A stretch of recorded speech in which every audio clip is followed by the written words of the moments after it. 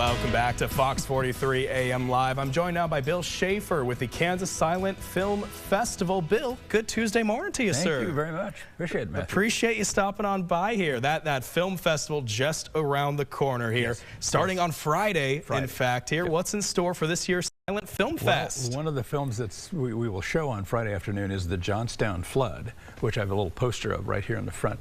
But it's a historic moment in time when basically a flood just wiped out this entire, it was probably one of the biggest disasters ever. Over 2,000 people died. Wow. It was very tragic, but it's the first, this is like the first disaster movie. Oh my goodness. Anybody ever made. I mean, they didn't really capitalize on that stuff in the 20s. It just was something they hadn't really thought of yet. Right. And so it's just something different, and it's cool because it is based on a historic incident.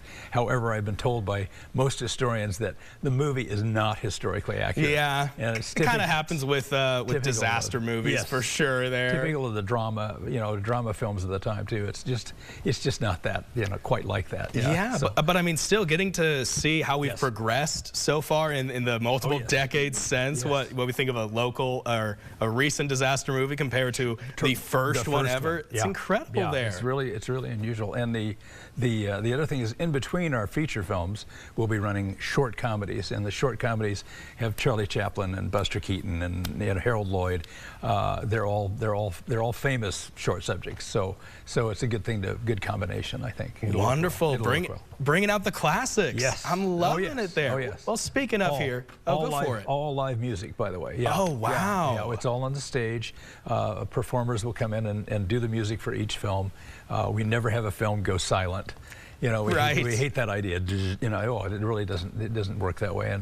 And silent films were never silent. They always had some kind of music. So. Right, most definitely here. Well, that festival is celebrating its 28th year here with this year's event. What's it mean to be a part of a program like this that has gone on for nearly 3 decades? It's exhausting, but I love it. I really do. And lots of people who are basically across the country come in to Topeka to see it. Because they just love it. It's like being with like-minded people all the time. And nobody minds sitting in this big auditorium and watching these films again because they're presented with such lively scores. So you really feel like you're getting involved in the movie, and that's cool. Making it an experience, elevating it. I love what I'm hearing here. Well, in addition to all the programming we've talked about so far, you've also got a special guest making an appearance for that event here. Yes, Scott Iman, he's an author, and he's written many books on famous celebrities. He's done one on Cary Grant, John Wayne, John Ford.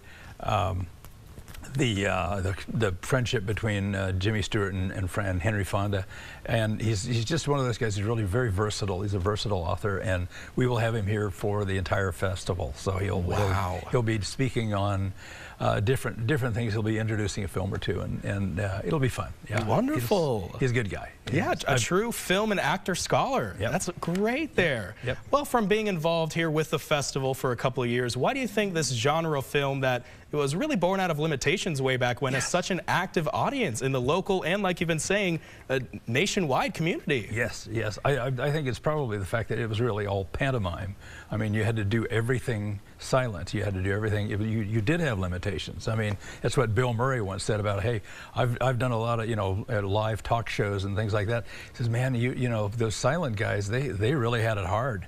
I mean, that's tough to make all that stuff work and make it communicate to an audience, but it does. That's how they worked it out. That's how they managed to make it really exciting and interesting, and you get really involved in it. So.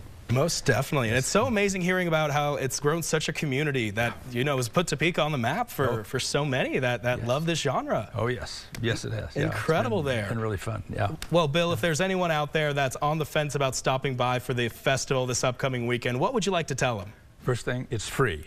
You walk in the door, you're welcomed. You get a copy of the program as you walk in, and I think it's just something that's a lot of fun, but you don't have to stay all day. You don't have to feel confined and stick with it. You can watch a couple of films and take off and come back later. It's really not a consistent thing where you have to stay there all the time.